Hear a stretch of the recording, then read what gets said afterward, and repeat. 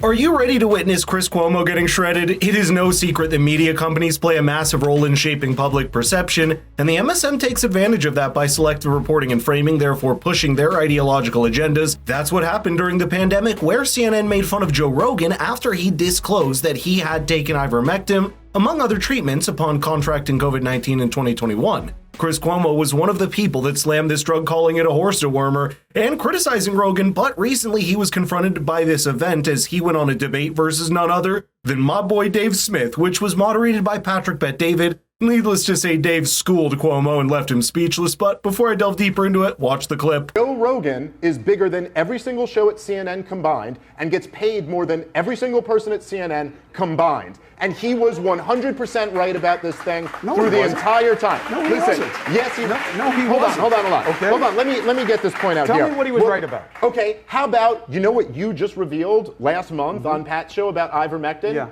Joe Rogan was saying that, and you were smearing him for saying that. Yeah. You literally said he's taking horse dewormer. Yes. He should be ashamed of himself. You pleaded with your audience to not take it. Yes. Then you come back around and you go, hey, Pat, you know what I just found out? Turns out this thing isn't for animals.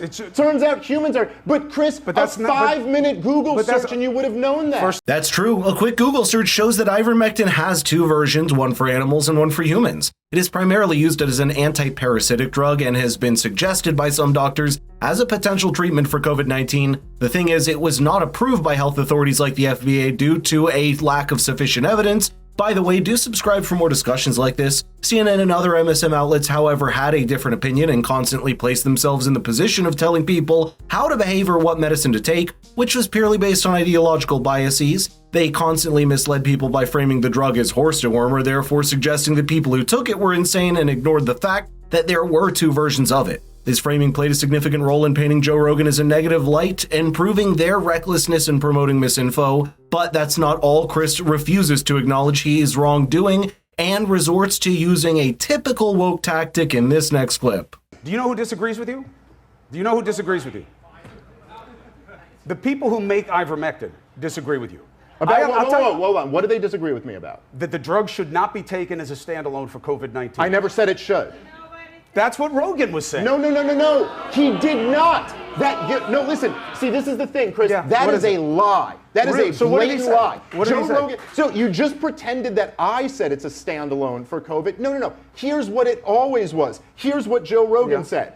My doctor prescribed it to me, along with several other medications, just like your doctor prescribed it to you. That's what he said. What I'm saying is that it's not horse dewormer, as you and everybody else at CNN mindlessly repeated. It is typical. The only way they are programmed to deal with opposing viewpoints is to twist their words or even go as far as construing narratives out of thin air, which doesn't relate with the original statements or context. This tactic is mainly used to misrepresent and discredit those with differing opinions, framing them as morally or intellectually deficient, and it also oversimplifies complex ideas and topics and leads to employing strawman arguments, where the original statement is distorted to an easily defeatable version that was never advocated by the opponent. This leads to threatening the notion of fair debate and free exchange of ideas because it discourages important discussions and leads to confusing people, where the focus shifts from addressing important issues to winning ideological battles. It promotes a culture where the truth becomes subjective, heavily dependent on the power dynamics of those controlling the narrative,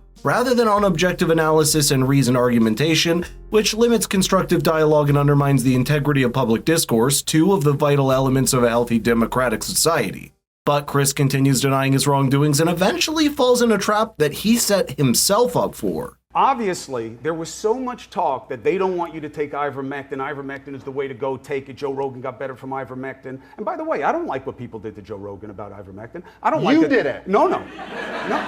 Okay, yes, you did. And it's absolutely there. Here, do we have it? Hold on. Let's play the clip.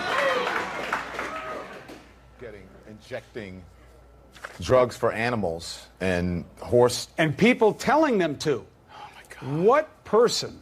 You know, you talk about cancel culture and who to shame. Ivermectin, a dewormer, Really? They are shaming themselves. That's No what one it has is. to shame them. They're shaming themselves. So you're taking a dewormer right now, This Chris. is Chris, the you can't dewormer. apologize for that. You weren't being clear that it was this, right. and you know that, dude. You're being so dishonest right now, man. I'm not You being were talking dishonest. about ivermectin, the drug. You were not talking about this was- version of ivermectin. Come on. I love how he goes crickets after that clip plays. This type of hypocrisy is typical from woke culture at this point. We shouldn't even be surprised by it. This flip-flopping not only undermines the credibility of Chris Cuomo and people like him, but also cast doubt on their integrity and reliability. Such behavior is proof of how deficient they are. I think someone should notify them that we live in the age of the internet and nothing can be hidden anymore, even with excessive censorship. For leaders, public figures, or professionals, consistency between their statements and actions is crucial for maintaining public confidence. Failing to do so only leads to damaging their reputations and careers. Additionally, this approach to handling the truth reflects poorly on Cuomo's character. Not that he cares, of course, but I suppose because it shows his willingness to manipulate facts or evade truth for convenience or advantage. CNN's coverage of the Joe Rogan case focused more on discrediting him over having a balanced discussion about the drug itself. The network segments on Rogan's choice of treatment, which was suggested by his doctor, included demeaning language and negative judgments, contributing to a portrayal of him as a public health menace rather than an individual taking treatment prescribed by his doctor. This approach seemed to reflect a broader agenda, which was to align with authoritative health guidance and discourage the public from considering unapproved treatments, but that is currently backfiring because the vaccines promoted by the government failed to meet their purpose, and they still refuse to acknowledge their mistakes even when confronted with evidence. Just watch this next clip to see for yourself. You should be apologizing to and him. again, listen. Here's what happened. Also, let me tell you why I think apologies in this context are a stunt, okay? We don't accept apologies.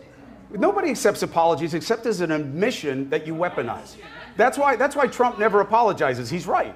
Because if you apologize, everybody just beats you over the head with it. Trump's got a lot to apologize for, and so do you. That's too many words used by Cuomo to say he doesn't want to apologize because he has a big ego. The argument that apologizing is merely a stunt is a weak one and shows how insincere he is. His views are cynical and undermine the principle of accountability and personal responsibility. It also promotes a culture of stubbornness and defensiveness rather than promoting transparency and humility. When someone acknowledges their mistakes or poor judgment, it demonstrates a commitment to ethical standards and personal growth, showing an openness to learning and changing, because it creates a space for dialogue and understanding. This viewpoint also diminishes the importance of personal responsibility because it leads to individuals being encouraged to dodge accountability, to avoid giving opponents a stick to beat them with, which risks cultivating an environment where ethical behaviors goes unchecked. When people are discouraged from admitting faults for fear of criticism, it contributes to a divisive atmosphere where parties are more interested in defeating each other than in solving underlying issues. Patrick shares his take on it after the conversation on this topic is finished, because after he's the moderator and has to ensure fairness. You know, when I'm listening to you, Chris, all I caught was one thing. I've heard everything. All that? You only caught one thing? Trust me, it's just one thing. You said, in this world, if you apologize, they will never let it go and they'll always come back. Look at Trump, he never apologizes. So, what that makes me think about, you either are following Trump's lead, then you agree with what Trump does is right, so you want to be like Trump. You're like, hey, that's what Trump said. Or on the other side, you're like, man, you know, say if I go the other side and I say I messed up, then these guys are going to come after me for the rest of my life. I think apologizing is the only correct thing to do here. It shows strength of character by owning up to past mistakes and seeking to make amends regardless of potential criticism, because a society that values apologies is one that values justice, learning, and human dignity over continuous conflict and superficial victories. But what are your thoughts? Do you think Chris Cuomo and CNN should issue an apology to Joe Rogan? Let's get the conversation rolling in the comments down below.